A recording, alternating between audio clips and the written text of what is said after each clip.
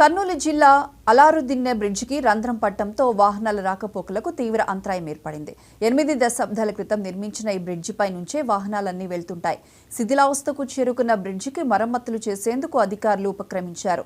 Bridge దగ్గర ఎలాంటి ప్రమాదాలు జరగకుండా రహదారికి అడ్డంగా మట్టి దిమ్మలను ఏర్పాటు చేయించారు.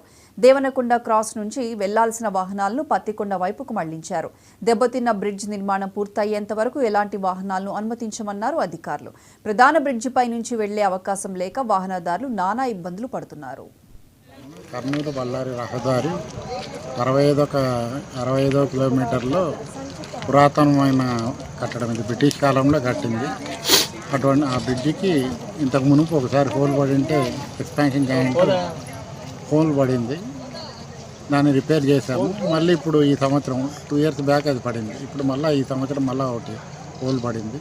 అది పెద్ద వాహనాలు పోవడం వల్ల అదుర్లకు ఎక్స్పాన్షన్ జాయింట్ పడలు ఎక్కువ అయిపోయింది. సో అయిపోయి మధ్యలో బొరకబడింది. అది ప్రయాణికులకు ఇన్కన్వీనియంట్గా ఉంది. పెద్ద వెహికల్స్ పోయినాయంటే ఇంకా పడిపోతాయి. అందుకని ట్రాఫిక్ను స్టాప్ చేసాము. ఒక 10 days స్టాప్ చేసేసి దాన్ని ఎక్స్పాన్షన్ జాయింట్ని రిపేర్ చేసాము. కొత్తగా కెమికల్ యూజ్ చేసి ఎపాక్సీ కెమికల్ అని పాతదానికి కొత్తదానికి బాండింగ్ అయ్యేట్టు ఎపాక్సీ కెమికల్ కొత్తగా క్విక్గా సెట్ అయ్యేదానికి దానికి 10 రోజులు, మామూలుగా అయితే మనకి 21 రోజు కావాలి. మనకు ప్రయాణికులకు సౌకర్యార్థం 10 రోజుల్లో వదలాలని ట్రాఫిక్ కెమికల్ యాడ్ చేసి రిపేర్ చేస్తాము.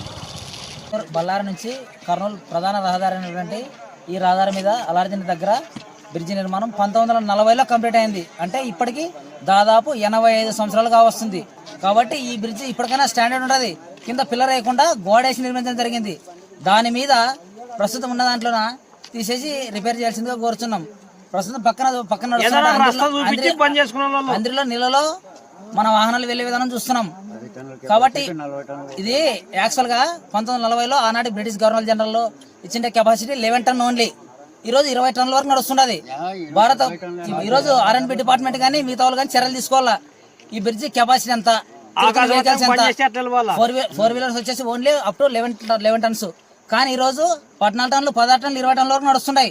దీని మీద కూడా ఆ కెపాసిటీ తగినట్ల బ్రిడ్జి పునర్నిర్మాణం చేయాల్సిందిగా ఈ రోజు తక్షణ చుట్టుపక్కల గ్రామస్తులైనటువంటి మేము డిమాండ్ చేస్తున్నాం.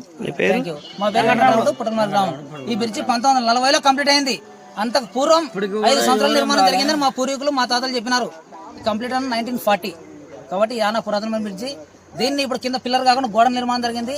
గోడల వరకు తీసేసి పూర్తిగా ఆధునిక టెక్నాలజీతో ఈ బ్రిడ్జి నిర్మాణం చేయాల్సిందిగా ఈ చుట్టుపక్కల గ్రామస్తులను మేము తెలియజేయడం అనేది. Thank you. నా పేరు రామదాస్ గౌడ్ అండి. నేను లోక్సత్తా పార్టీ ఇన్ఛార్జ్ ఆలూరు నియోజకవర్గము.